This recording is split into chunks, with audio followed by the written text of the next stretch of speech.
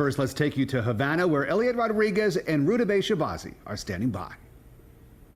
Good evening. On the president's last day here in Havana, the city returning to normal now after the disruptions that came with presidential level security. It was another memorable day full of firsts, including a call from the president to the young people of Cuba to chart their own futures.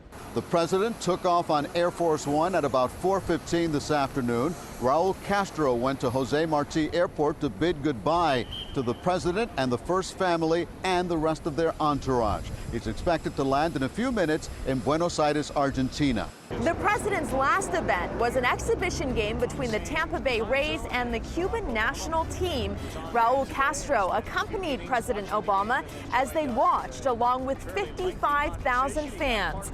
The president left in the third inning. Tampa won the game 4-1. And Elliot, some would say the most important meeting happened when President Obama met with 13 dissidents today at the American Embassy. Absolutely, Rudabeh. These are people who do not get attention here in Cuba, and some say they are the heroes here because they are standing up for free speech and the right to protest against the government. There were about a dozen activists at the gathering. The dissidents said they were pleased with the meeting, but noted there has been no change in Cuba. In fact, they say conditions for dissidents are getting worse. The president then took his case directly to the Cuban people with a speech that was broadcast on Cuban state TV. And with Raul Castro looking on, the president told the Cuban people to look to Miami to see what Cubans can achieve. I'm hopeful because I believe that the Cuban people are as innovative as any people in the world. The president delivered a message of reconciliation between Cubans on the communist island and exiles in the United States, calling for reform and freedom in Cuba. In a global economy powered by ideas and information, a country's greatest asset is its people. In the United States, we have a clear monument to what the Cuban people can build. It's called Miami. Here in Havana, we see that same talent in cuentapropistas, cooperatives, and old cars that still run. El cubano inventa del aire.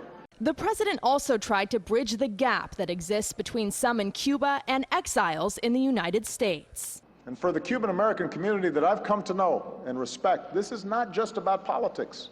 This is about family.